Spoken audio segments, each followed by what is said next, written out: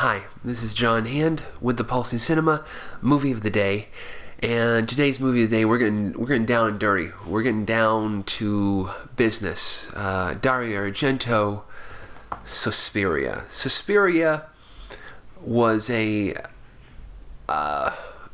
film which is like an atomic bomb in the world of horror. It just, there is like before Suspiria and after Suspiria. It's just, in my mind at least, it's that important of a film.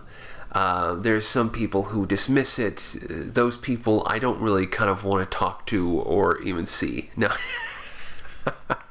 No, everybody has their own opinion, but Suspiria is a hell of an Italian horror film, a hell of a horror film in general. It's full of this foreboding mood, the sense. Dario Argento is somehow able to create this sense that magic exists in the worlds of Suspiria and Inferno and the Third Mother to an extent. He's able to create this atmosphere that these people in these areas are somehow laboring under the accursed influence of these wicked three mothers. The idea of these mothers, these witches, these powerful entities which are somehow out of sight for most of the film, but through somehow control the fate of everyone who's unlucky enough to get in contact with them. A very weird idea that Dario Argento developed and used in Suspiria, Inferno, and the Third Mother, based on British essayist Thomas de Quincey. And his he wrote this essay where he mentioned the idea of these three mothers like fates, that these evil mothers somehow were of control of the world. The three mothers in Dario Argento's films, there is, I'm going to try to get this right, there is Mater Suspiriorum, the mother of sighs. She is the oldest and the wisest, and she lives in Freiburg, Germany, in a dance academy, and that's who we come in contact with in Suspiria. In Inferno, we've got Mother Tenebrarum, the mother of death, the middle and the meanest of these mothers. She lives in this very old house in New York. And then in the Third Mother, we meet, and we actually see this. We see her for a very brief time. She's played by Ania Peroni in Inferno, but we actually see her in full form in Dario Argento's The Third Mother, and then his mother Lacrimarum, the mother of tears, and she is the youngest and the most beautiful of the mothers. So, yeah.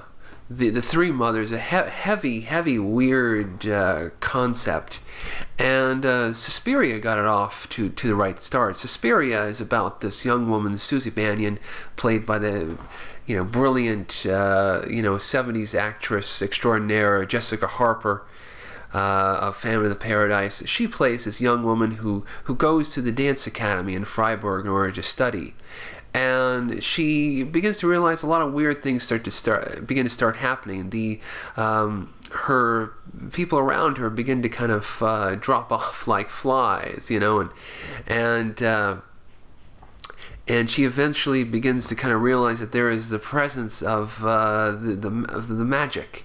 That there are witches. That witches are real, and they have somehow influence over everything that goes on in this dance academy. And so it's a bit of a murder mystery, but it also has that supernatural, spiritual edge, and the idea of these this paranoid idea that these witches are somehow controlling it, and then Susie must kind of navigate her way into the end, which is kind of always kind of a trick, and how these characters kind of find their way and find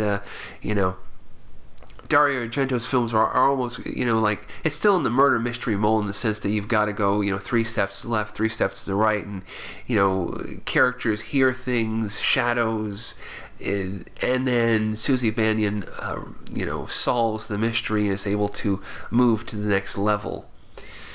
The film looks like no other film. The Freiburg, the area around this dance academy, is bathed oftentimes in these hyper saturated greens, blues, and reds, and mixed in very strange ways. And the film is in anamorphic widescreen Panavision, and the original prints were Technicolor, so they had this real heavy color saturation. Film looks beautiful and has all these weird. There's this whole scene with Udo Kier and Jessica Harper where Udo is explaining the world of the witches, the world that is kind of a world of magic that still exists in this modern era, kind of above us, and beyond, but it somehow influences us. So he takes all those really weird, strange ideas and then turns it into a murder mystery. Argento and apparently his wife and the actresses in his films, Dario Nicolodi, was also a heavy influence on these films as well, to the extent of almost writing some of this material. So we begin with Suspiria, again a hell of a murder mystery about a bunch of kind of supernatural murders in a dance academy in Germany. A lot of blood, a lot of extravagant blood and set pieces, and the stylization that Dario Argento is known for, but taken to the 10th level. And we will continue with Inferno.